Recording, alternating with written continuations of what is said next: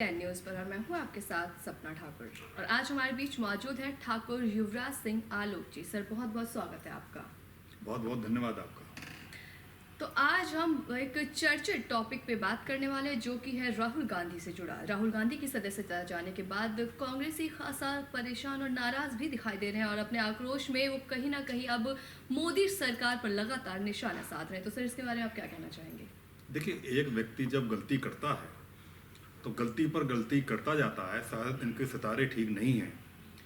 एक केस इनके ऊपर लग गया जो 2019 में इन्होंने अनर्गल बयान दिया प्रधानमंत्री जी के बारे में, उसके ऊपर चल रहा था। अब वो भी इसी समय आना था। उसमें एक बहुत छोटी सी चीज़ थी। अगर एक कोर्ट में क्षमा मांग लेते, सॉरी बोल देते, तो बात वहीं की वहीं ख़त्म थी। जज ने कई बार इनको चेताया, कई बार बोला, पर कौन इनके सलाहकार हैं, कौन इनके वकील हैं? जितने भी कांग्रेस में हाई लेवल के नेता बचे हैं, कौन इनको शिक्षा इस तरीके की देता है कि उल्टा राहुल गांधी को फंसा दिया, क्षमा नहीं मांगी, सॉरी नहीं बोली। एक छोटी सी चीज़ थी। उससे पहले केजरीवाल जी और कई नेता कांग्रेस के कितनी कितनी बार अनर्गल बयान दे चुके हैं प्रधानमंत्री जी के बारे में, कितना कितना बोल चुके हैं, और लास्ट मोमेंट पर जाकर वो माफ़ी मांग लेते हैं। माफ़ी मांग लेते हैं, सारी बात खत्म हो जाती है। लेकिन यहाँ इस बार ऐसा नहीं किया राहुल गांधी के परिप्रेक्ष्य में। तो जब ऐसा नहीं किया तो कोर्ट सभी के लिए सेम है। हिंदुस्तान का संविधान, हिंदुस्तान का कानून सभी के लिए बराबर है। इसमें कोई राजा रंग छोटा बड़ा नहीं होता कि ये विशेष व्यक्ति है, ये विशेष श्रृंखला से आता है तो इसके लिए कुछ अलग कानून बनेगा, ऐसा होगा नहीं। वो सज़ा इनको मिली 2 साल की।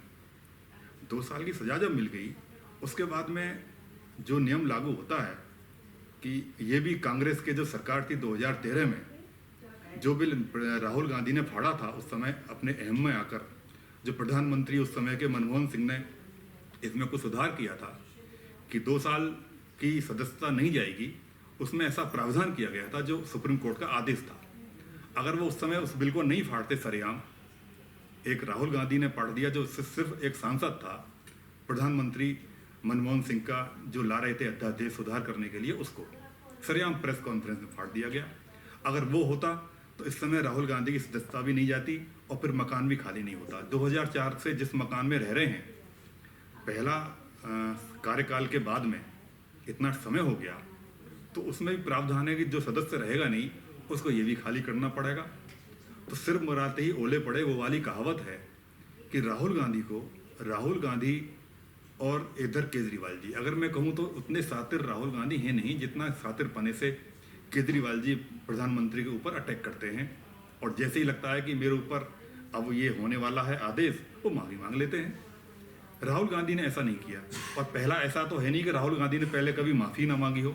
राहुल गांधी समय समय पर माफ़ी मांगते रहे हैं और अपनी बातों से पीछे हटते रहे हैं। ऐसा बहुत बड़ा इतिहास है जी, उसमें जाना ठीक नहीं होगा। तो ये वजह रही।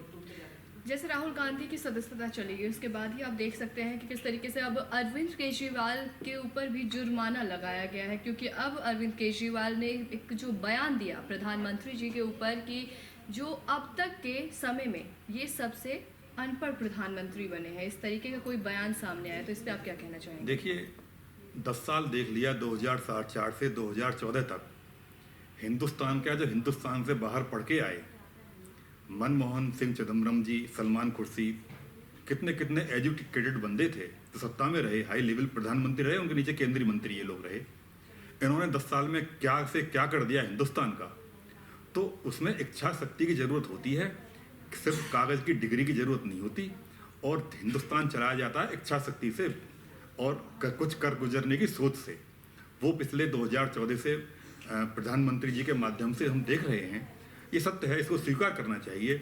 इन्होंने सत्य स्वीकार नहीं किया, तभी कांग्रेस कहाँ से कहाँ आके बैठ गई है। और ये कह देना, जो केजरीवाल जी 4 साल से एक बयान गलत डायरेक्ट व्यक्तिगत रूप से प्रधानमंत्री मोदी जी के परिप्रेक्ष्य में नहीं बोले, अचानक सदस्यता जाने के बाद, राहुल गांधी की सदस्यता जाने के बाद अचानक उनको क्या हो जाता है, उनको सपना दिखने लगता है कि अब तो मैं ही रह गया। राहुल गांधी तो अब प्रधानमंत्री पद के उम्मीदवार रहेंगे नहीं, 8 साल तक वो सदस्य नहीं रह सकते, तो अब सिर्फ मैं रह गया, तो अब हमला पूरा कर दो प्रधानमंत्री जी के ऊपर। इस तरीके से 2014 में बनारस से लड़ने के लिए चले गए थे। तो ये तो खिसियानी बिल्ली खंबा नोचे वो वाली बात है। हास्यास्पद है, इतना IIT से पढ़ा हुआ एक व्यक्ति इस तरीके की अनर्गल बात करने लगा और संवैधानिक पद प्रधानमंत्री सारे 140 करोड़ जनसंख्या का है, वो खाली के बीजेपी का नहीं है या ऐसा नहीं है कांग्रेस का ना हो, सभी के प्रधानमंत्री ये हैं। उनके ऊपर इस तरीके के बयान देना उसकी निंदा करता हूँ, घोर आलोचना करता हूँ। और जो उनके ऊपर ये जुर्माना सांकेतिक लगा है, बहुत छोटा सा जुर्माना है, वो तो उन पर लगना ही चाहिए था। लेकिन अब बीजेपी को भी ये देखना चाहिए कि राहुल गांधी से तो इन्होंने बंगला खाली करा लिया और उन्होंने अपना बड़प्पन दिखाते हुए, कानून का सम्मान करते हुए उन्होंने वो एक्सटेंड नहीं किया। 2-4-6 महीने वो एक्सटेंड भी कर सकते थे, लेकिन भारतीय जनता पार्टी को और सत्ता में बैठे जो मठाधीश हैं हाई लेवल पर बीजेपी के, उनको ये देखना चाहिए कि अभी बहुत सारे सांसद, बहुत सारे जो मंत्री पहले रह चुके हैं, गमला ये जो जितने भी बंगले हैं, मेरे ख्याल में 30-35 बंगले अभी भी ऐसे हैं नई दिल्ली में जो इन्होंने हत्याए हुए हैं। राहुल गांधी से आप ले सकते हैं तो उनसे भी आप लेने की प्रोग्रेस शुरू कर दीजिए, उस चीज़ को आगे बढ़ाइए। जी जी। वही मनोज सिसोदिया के ऊपर जो अभी अवैध शराब घोटाले का मामला चढ़ा हुआ था, उस मामले को आप लेकर अभी तक जो मनीष सिसोदिया का केस है वो कहाँ तक पहुँच पाया? देखिए, सुप्रीम कोर्ट के सामने सारे साक्ष्य हैं और पिछले हफ्ते ये उन्होंने बोल दिया कोर्ट ने कि 100 करोड़ का घोटाला हुआ है, ऐसे साक्ष्य कोर्ट के पास हैं। तो घोटाला हुआ है और साक्ष्य हैं तो उनको सज़ा मिलनी है, इसमें कोई दो राय नहीं। इसमें कोई प्रधानमंत्री, कोई मुख्यमंत्री या कोई व्यक्ति कुछ नहीं कर सकता। कोर्ट सर्वोपरि है, कोर्ट का आदेश सर्वोपरि है, वो कोई भी हो उसको मानना चाहिए। तो इसमें अगर साक्ष्य हैं तो उनको सज़ा मिलेगी, उसमें कोई इधर उधर की बात नहीं है। यानी कि आपका कुल मिलाकर कहने का ये मतलब है कि जिस तरीके से राहुल गांधी की सदस्यता जाने के बाद उनसे उनका बंगलो ले लिया गया है, तो उसी तरीके से कई ऐसे बंगले हैं जिन पे अवैध तरीके से लोग कब्जा करके अभी भी बैठे हुए हैं। हालांकि उनकी सदस्यता बहुत समय पहले हट गई है, किसी वजह से वो अब इस विभाग में नहीं रहे, फिर भी वो बंगले पे कब्जा करके बैठे हुए हैं। तो अगर एक पे कार्रवाई हुई है तो सभी पे एक साथ कार्रवाई भी होनी चाहिए। और क्योंकि राहुल गांधी के बाद, जैसे राहुल गांधी के सज़ा मिलने के बाद या सदस्यता जाने के बाद अब अरविंद केजरीवाल अपने असली चेहरे को यूँ कह सकते हैं कि सामने ला रहे हैं और कुछ ना कुछ अनर्गल बातें कह रहे हैं, सभी के सामने प्रधानमंत्री जी का अपमान कर रहे हैं। तो ये कहीं ना कहीं बहुत ज़्यादा अशोभनीय है और कहीं भी उन्हें शोभा नहीं देता, क्योंकि वो भी एक राज्य के, या यूँ कहें कि हमारे भारत की राजधानी दिल्ली के मुख्यमंत्री हैं, तो इस वजह से भी उन्हें ये शोभा नहीं देता। और दूसरी चीज़ कि अब मनीष सिसोदिया के केस में जिस तरीके से उन्हें बताया गया है कि कई अवैध तरीके से उन्होंने घोटाला किया है और वो भी केस लगातार बढ़ता ही जा रहा है। सर, बहुत बहुत धन्यवाद, आपने इन तमाम मुद्दों पर चर्चा की और साथ ही हमारे दर्शकों को जानकारी